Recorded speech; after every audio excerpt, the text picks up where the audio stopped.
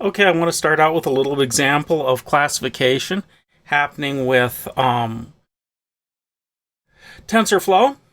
And this is a YouTube video that is a demo that's come from TensorFlow about a year, 2 years ago, of it being able to successfully classify objects as they're going through. So this is the kind of stuff you do with classification in self-driving cars. And I'll let this run for a little bit, but it doesn't take very long to figure out that yes, this TensorFlow thing when you do classification is pretty important because yes, it's recognizing all sorts of objects and identifying them. And there are plenty of things that, it's not picking out as cars that are in this scene, like that parking lot. But the cars on the street, it's actually picking out. And it's picking out things like traffic lights and speed signs and what people are and where they're moving. Now, there's a whole nother level to self-driving cars. But if you take that level right there and just look at that, you can see that it's pretty darned important. I don't think self-driving cars are really going to be the big thing first. I mean, they're going to be around, and there's going to be taxis. That's happening right now. But I think we're already seeing self-driving long-haul trucks. And let me explain to you my reasoning for that. According to the Bureau of Labor Statistics, there's 5.1 million truck drivers driving in the U.S. on an average salary of $37,770 a year. Multiply that out, and you get a bunch of money, $192 billion. Now that's what I'd call a burden the cost. That's how much you have to pay for insurance and healthcare and all the other stuff for that. And you get, yes, $274 billion being spent in the United States alone. When you figure in other countries like Europe, it's over $450 million a month being spent on this. Okay. That's $500 million a month. And those are countries where they're not paying for healthcare because almost all of them have nationalized healthcare. Now, my hypothesis is that if you can build a self-driving truck for the United States, you can probably build it for other countries. There are a few other countries out there. And long-haul trucking, that's just out on the interstates or on major roads, is 87% of trucking. So when you figure this out, that's a bunch of money. Now, another factor that figures into this is the second largest cost in trucking is fuel. And when you look at the cost of fuel, you save 15% of the fuel by having a vehicle self-drive because it doesn't accelerate as quickly, it brakes more conservatively, there's regenerative braking a lot of times on these self-driving vehicles. There's all sorts of things. So, self-driving trucks are coming. They're coming real fast and real soon. But none of these factors are the biggest factor. There are plenty of companies in the United States. Nestle, in its last quarterly report, says that it cannot get enough trucks to deliver the goods, and consequently, it can't sell as much stuff as it would like to because it just can't find the truck drivers. Even at this moment in time, you can't get enough truck drivers.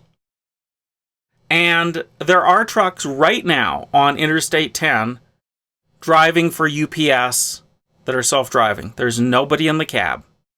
It's already here. But the real kicker for self-driving trucks is this. To maintain safety, there is a federal requirement, it's common in other countries too, that drivers only drive 11 hours a day. So the trucks sit idle half the time. If you had them self-driving, you could double the productivity of the fleet. Now, between all of those things, self-driving trucks is going to be a huge deal.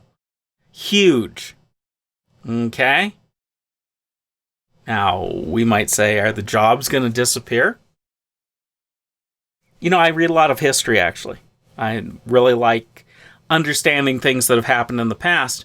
And within my lifetime, the vinyl LP industry went from, in 1980, 150,000 jobs to today, less than 5,000. We're actually having a resurgence in vinyl music, but it's teeny compared to the 150,000 jobs that were there before. And those people went on to do other things and got other jobs. Yes, this happens all the time. I don't know if you know it, but there used to be a job called a windshield wiper. and that person stood on the sideboard of your car, on your Model T, and when it rained, they used a squeegee to wipe off the water off of the windshield so you could drive. That job has disappeared too. This is what happens when you have automation. And it's not going to happen all at once. It's going to be fast enough, it's going to be scary. Now, 2008 recession saw 2.6 million jobs lost that year, and that was a big deal.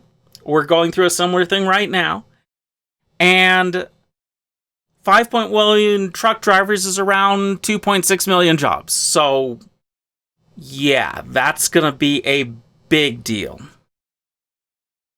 Now, that's trucks. What about, local delivery? Yes.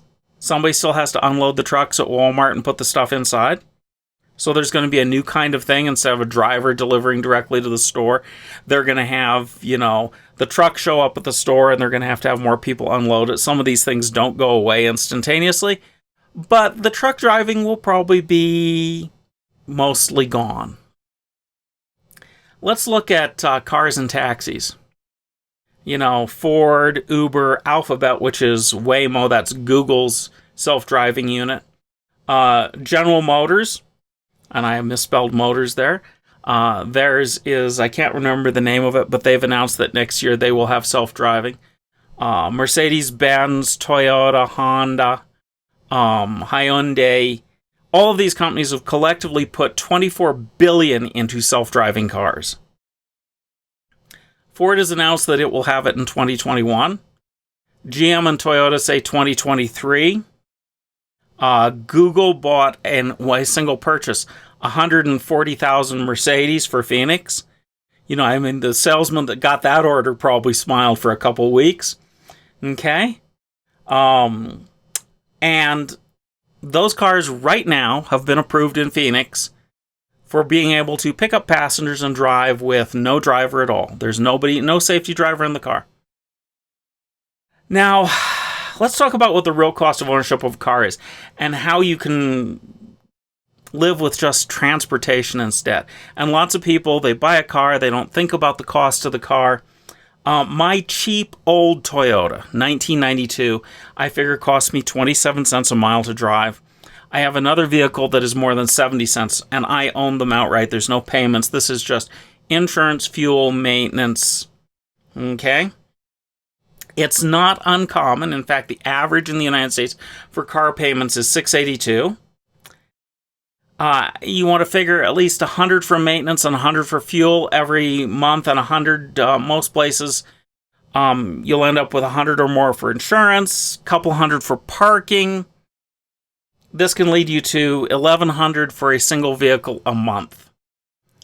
Now, if you looked at just getting rid of the car and just doing Uber, and Uber is not the cheapest alternative. For most people, this would be $90 a month more that they're saving to just not have a car at all. And I've seen things where people are doing that out in California where, we're in the middle of a pandemic and there are other factors right now, but just not having a car and just buying transportation on demand is not that unreasonable a thing. Part of that is the fact that the cars on average sit 92% idle. Now, from their Uber's annual report, they say that $49 around almost $50 is the average. Okay? We can look in terms of number of trips, and we can figure out how much a car is worth. Also, keep in mind that 75% is for drivers. Google just got rid of those. They don't need them anymore. So, Uber reports 10 rides a day. That's $490 a day. So $362 a day in profit if they got rid of the drivers. Say 20 days a month. Okay? We're talking $7,000 a month per car. And if the car costs $35,000, okay, that's a payback in less than a year. And certainly, The cars that Google bought are more expensive than that. They're more like $50,000 because they are Mercedes, but their expected lifespan is a couple 100,000 miles, so they live a little bit longer. But even so, we're talking about an immense amount of profit. Okay? If you actually use Google or Uber's rate of $1 to $2 a mile that they charge, that's more like $14,000 a month per vehicle. We're talking like $10 to $20 billion a year for a single marketplace in profit. Not in total revenue, in profit, 10 to 20 billion a year just for Phoenix. Multiply by all the cities in the United States. And suddenly, providing this, okay, this is without, people deciding that they should just get rid of their cars and just buy transportation. We're talking hundreds of billions a year in profit. So, if you could purchase a car for an Uber-like service and lease it to them, then they don't have to have the capital investment, and they could split the profit with you. I mean, there are, this could be done. Okay, certainly Tesla has that in place right now, and they say that they will have self-driving 100% by end of year. This year. That's next month. So, yeah. Suddenly, that $70,000 Tesla doesn't look too expensive if you're going to knock off, $10,000 a month in return on investment. That pays for it in 7 months. And, you still own the car. And you probably get to use the service too. So, these things make a lot of financial sense. And there's going to be a lot of this going on. Now, there are other algorithms besides just classification. They do pose estimation, and they got to recognize things that aren't just classifying cars. Like what happens if there's a policeman out there waving people to turn, or there's an accident. There's a lot going on, and that's why it has been so expensive to build this. But classification is the single most important algorithm using TensorFlow. Okay? Most of these things are using TensorFlow and classification. So let's walk through a classification example. And I'm going to go and run this example while we talk about it because it takes a while, which means it's going to pop up some graphics, and I'm going to show you some graphics in the middle of it running and things like that. But more than likely, when it actually gets to the training of this, because this is working with images, it's going to take long enough that we're going to have a little interruption in the video, and I'm going to scoot forward in time travel, and get to where it has actually gotten done and given us some results. And one piece of this is the training, and the other piece is the using. Now, for your homework, you just have one program that goes in, takes a simpler data set, much simpler than this, that isn't going to take many, many minutes or an hour to train. And it's going to run it. I want you to be able to pull it out. We're going to go through that code too and take a look at it. But it trains on a much simpler data set than this. But the difference is 3 lines of code different, maybe 4 between the two. And I want you to think about that. That here's an example where we're going to classify cats versus dogs. And the difference between this and classifying whether or not a car is a good purchase or not is a couple lines of code that really has to do with things like this encoding scheme we're going to talk about, one-hot encoding. It isn't very much. It's a very small difference between the two. Now, this particular piece of code, it says from future import these different things like division. And later we're going to use those things where we divide entire matrices by matrices. And we're going to have some other image processing things going on in here. That's the stuff that goes away when we just have text data. But basically the principles are the same, and the TensorFlow code is exactly the same. Okay? Now, both of these data sets I've pulled from a public repository of data sets called Kaggle. You can sign up for it, but the data sets are included with our stuff here. You don't have to run this one. You'd actually have to sign up for Kaggle to get the data set. The data set for the homework I have downloaded. It's in a comma-separated value file as a part of this lecture and also a part of the homework.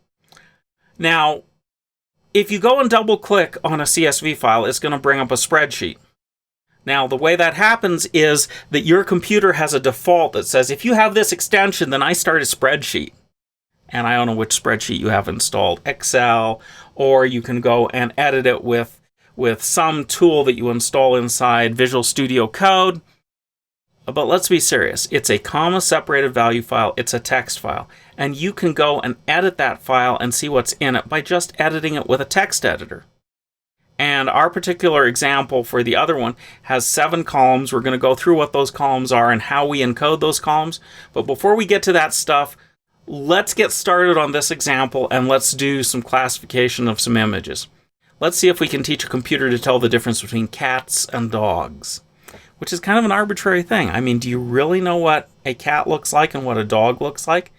Could you tell me cattish cat properties of an image as opposed to doggish dog properties of an image? I couldn't. So let's see if we can teach a computer to do something that I can't do.